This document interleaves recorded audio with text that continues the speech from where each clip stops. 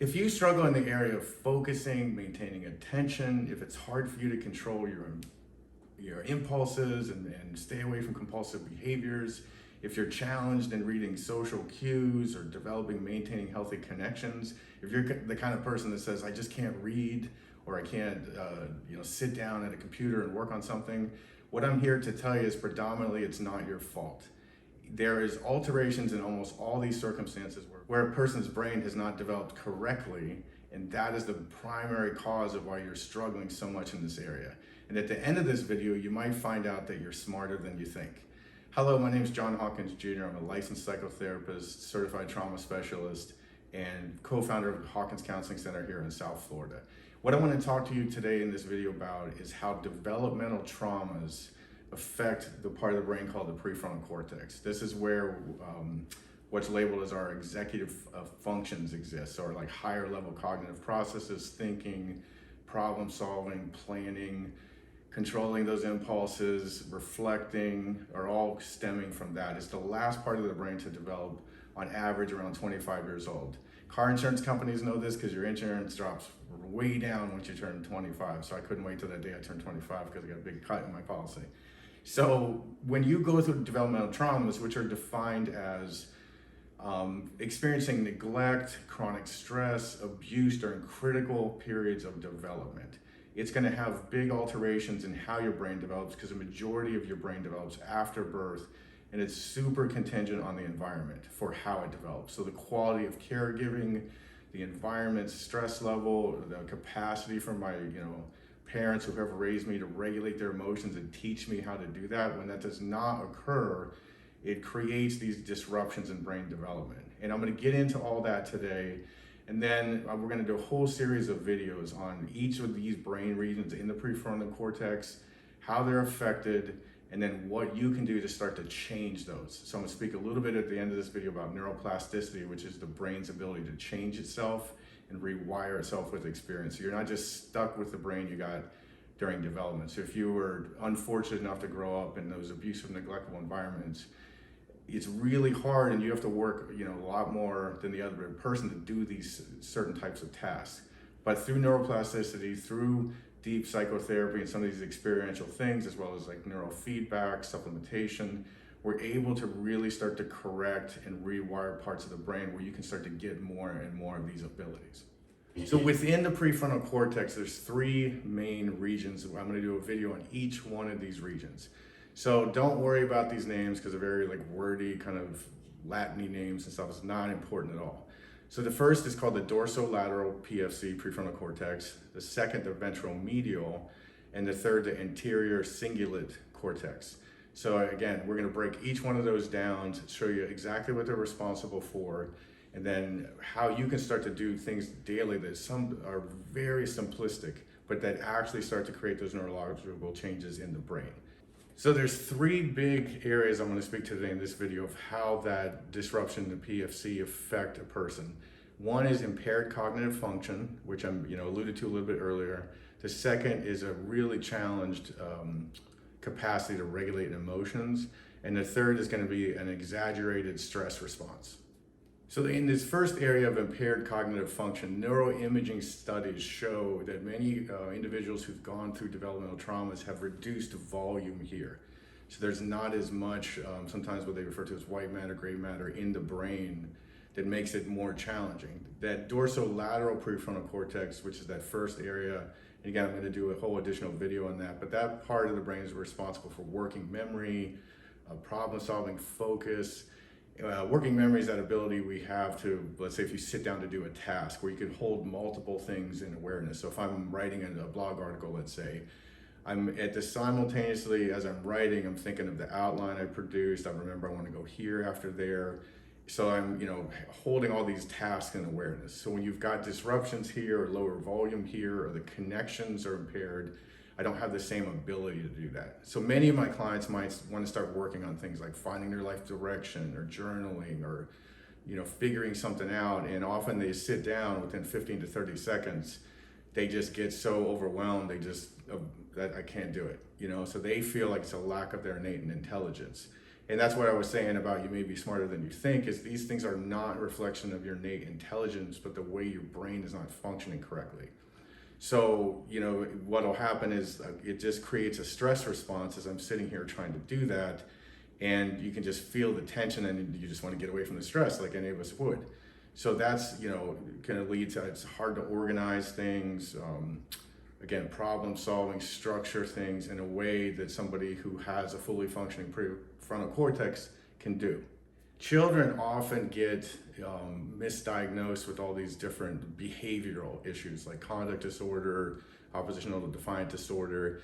In my experience working with teachers in lower income neighborhoods or areas where there's prone to be more violence, neglect, statistically, are just given diagnosis. Is another one that's common is ADHD, and they're not really like comprehensively looking at what happens after they leave school in their environment. So they're more impulsive, more acting out, and that's how they end up getting these labels, but they're not really getting the help they need to address the brain dysfunctions that are happening. It also leads to different challenges in learning. So if that cognitive part of my brain is not working correctly, or my brain's in this like stress response that's chronic, it's really hard to learn, remember, memorize, all these kind of things. The second area is the emotional dysregulation.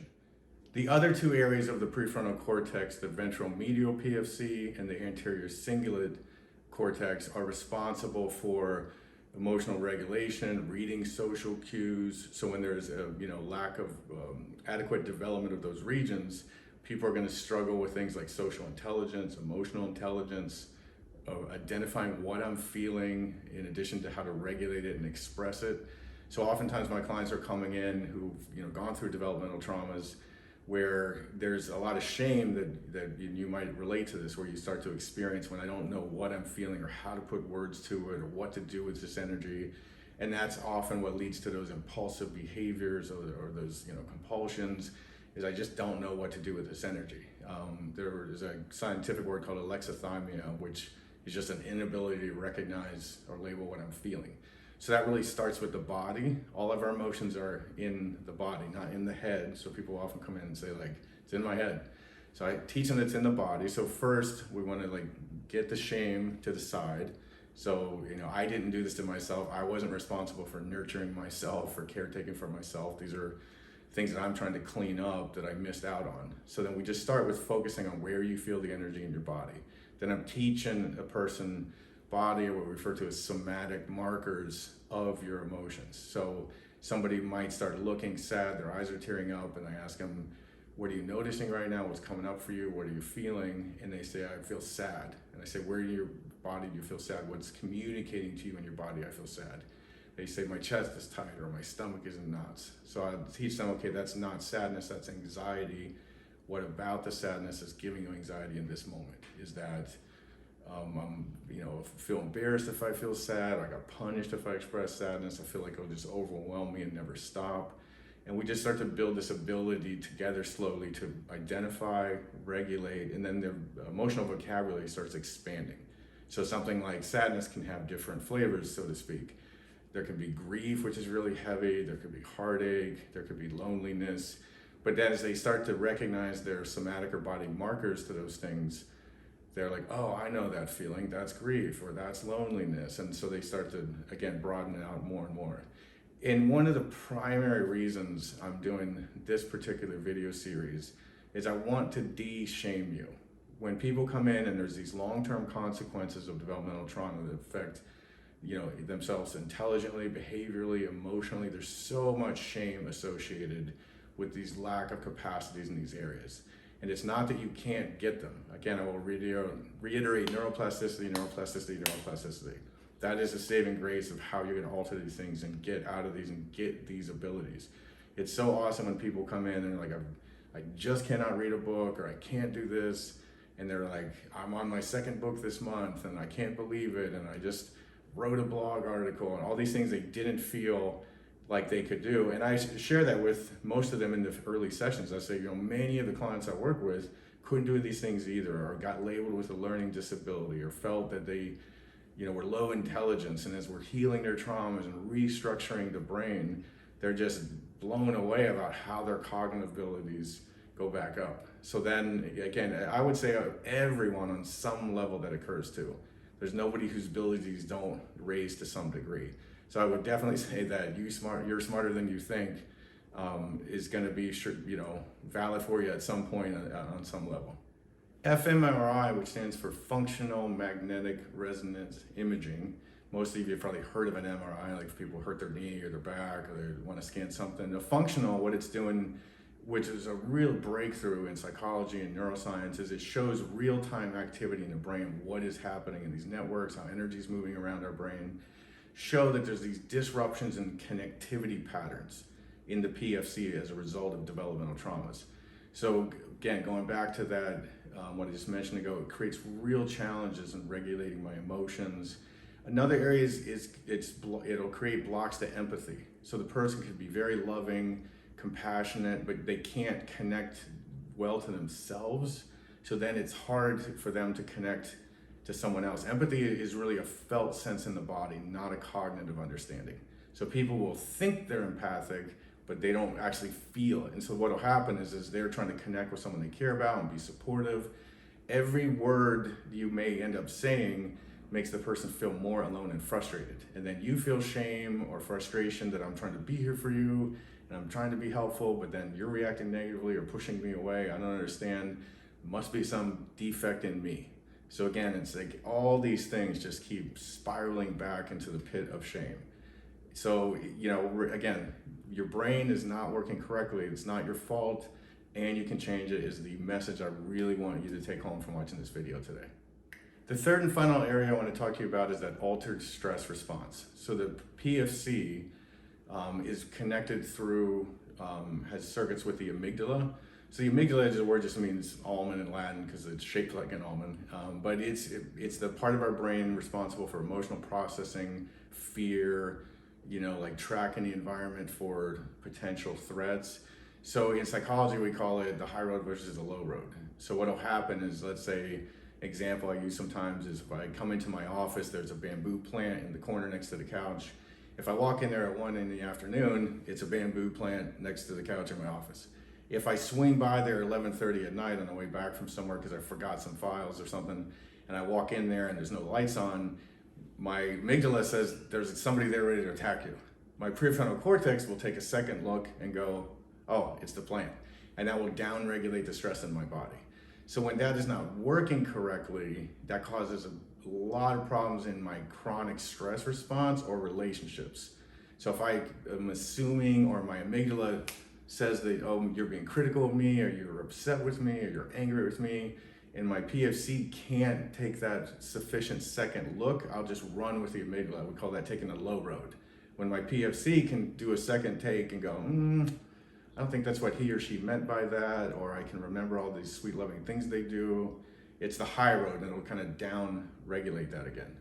In addition, that chronic stress response is very indicative of complex PTSD and other dissociative disorders. My system got so heightened from that, constant amygdala activation in your HPA axis, which again, I'll get into that, so don't get too caught up in that. But you get what's called kindling in psychology, where think of like a fire, you've got the kindling wood burning, and it can just take off into a flame if you throw anything on the bigger logs. So then, people get stressed out by almost anything sometimes. They could lose the remote and they want to just start smashing stuff and tearing the whole house. I can't believe it's like everything's against me, because they're just in this constant fight or flight state. And then they've lost capacity because of the way their brain developed to really what we call down regulate that stress response. So then they've got like foot on the gas, going 100 miles an hour with no brake. And then again, a lot of people recognize this about themselves, hate this about themselves, will shame themselves. So it's just this constant return to this pit of shame. So realizing this is a brain thing. When the brain is in a defensive, posture, so to speak, where it's fight or flight or freeze states, it does what it's supposed to do, which is look for threats, because it's more adaptive to listen to what that sound in the bush was versus smell the flowers. The flowers aren't a threat to me, whatever that sound was could be. So when your brain is just chronically up there, you come across or see yourself maybe and others as a negative person, you're not, you're just stuck in this constant fight or flight, so my brain is just looking at everything as a threat.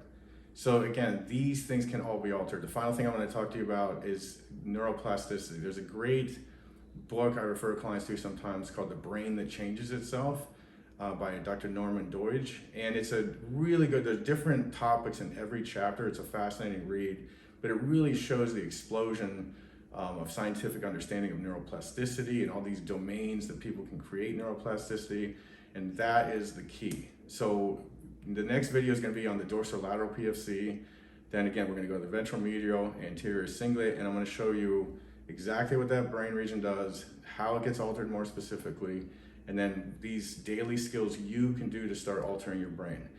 And then you really, if you've got developmental trauma, I implore you, encourage you, challenge you, you've got to work with somebody like myself, wherever you are. Find a professional who does experiential therapies. The problem is talk therapy does not create neuroplasticity, by and large. So you have to do certain types of therapy that really activate at a felt level, the implicit memory networks, these brain regions, so we can, neuroplasticity, I would say in its most simplistic form, is achieved through a felt sense in the body and focused attention.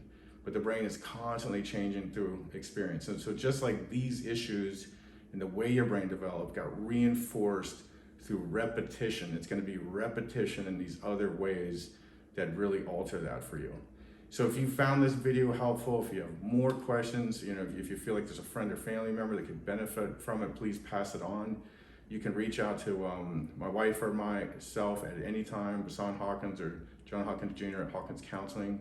You can go to hawkinscounselingcenter.com. We'd be more than happy to, refer you somewhere, sit down with us, do some of this work with you. And then we've got 3 more videos coming that are going to get more specific and give you those practical daily skills where you can really start to change your brain and become, much more the person you're capable of being and smarter than you think.